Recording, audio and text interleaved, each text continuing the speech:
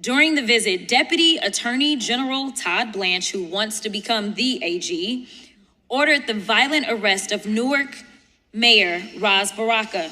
According to body cam footage worn by the violent federal officers, they arrested the mayor, quote, per the Deputy Attorney General of the United States. The federal agents also said that they would arrest anyone who would, quote, get in their way.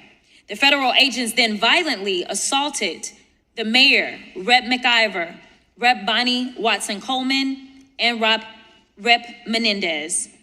Last week, during his Senate confirmation hearing, the acting attorney general said aloud what everyone here already knows, that he serves as the president's attorney and not on behalf of the American people. Blanche blocked investigations into the murders of Renee Good and Alex Preddy. Let us play a game of follow the money, shall we? GEO Group has donated more than $1 million to Donald Trump's super PAC, nearly $1 million to Speaker Mike Johnson's super PAC, hundreds of thousands to John Thune's super PAC. So they spend millions to get Republicans elected around the country, and in return, they get federal contracts to operate detention facilities. Republicans in Congress ignore the fact that people are dying in their facilities because of inhumane conditions and potentially criminal negligence. But nevertheless, in the time since our last hearing on this topic, more than 40 people have died while in ICE custody, of which 30% have died at a facility run by GEO Group, who happens to be the same private detention contractor that operates Delaney Hall. At multiple GEO facilities, individuals report dangerously substandard conditions, including mold, various outbreaks, including chickenpox, and insufficient food and water. Facilities operated by GEO have failed to comply with ICE's own national detention standards. In fact, on numerous occasions, the government found that GEO-run facilities had, quote, incompetent leadership and that, quote, problematic medical care was occurring as a result, unquote. So Democratic members of Congress, like Congresswoman LaMonica McIver, have been conducting oversight themselves. In May of 2025, McIver was participating in a lawful congressional oversight visit at Delaney Hall with the mayor of Newark and other members of Congress. Todd Blanche is now prosecuting Rep. McIver instead of DHS and GEO officials who continue to break the law while a record amount of people are dying in their facilities or being shot and killed by DHS agents on the streets in America. This is one of the many reasons why Todd Blanche should never become the Attorney General of the United States. I want to be very clear about what just happened in this hearing. Congresswoman Jasmine Crockett took the floor and laid out a step-by-step criminal conspiracy involving private prison contractors, a corrupt Department of Justice, and the systematic cover-up of human rights violations on American soil. But wait until you hear the legal nightmare that Acting Attorney General Todd Blanche just walked himself into by ordering the arrest of a sitting mayor and members of Congress. We're going to break down exactly how deep this corruption goes right now. Let me show you what Congresswoman Crockett just exposed to the entire country. While mega Republicans are holding hearings pushing their great replacement theory, they are actively ignoring a literal body count.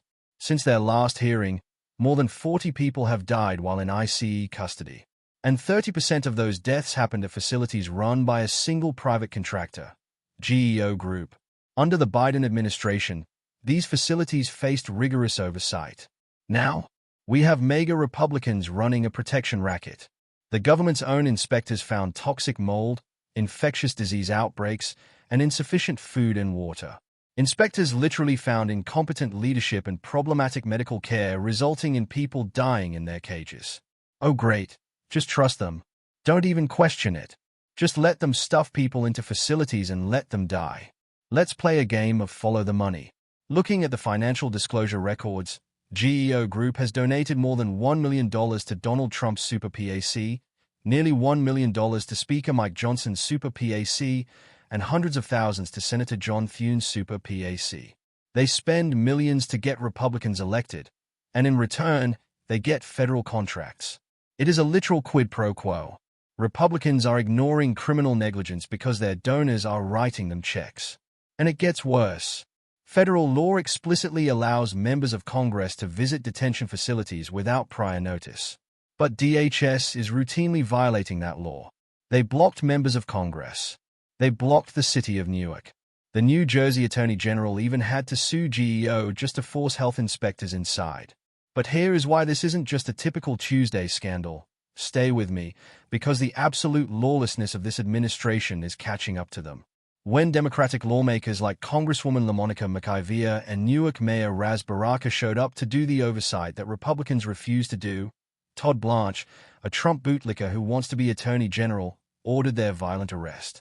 According to bodycam footage, federal agents explicitly stated they were acting per the Deputy Attorney General before assaulting the mayor and members of Congress. Dude, what are you talking about? You cannot arrest a United States mayor for inspecting a facility in his own city. Instead of prosecuting GEO officials for letting people die, Todd Blanche is prosecuting Representative McIver. Let me cross-examine Todd Blanche's record for a second. During his confirmation hearing, he admitted he serves as Trump's personal attorney, not the attorney for the American people.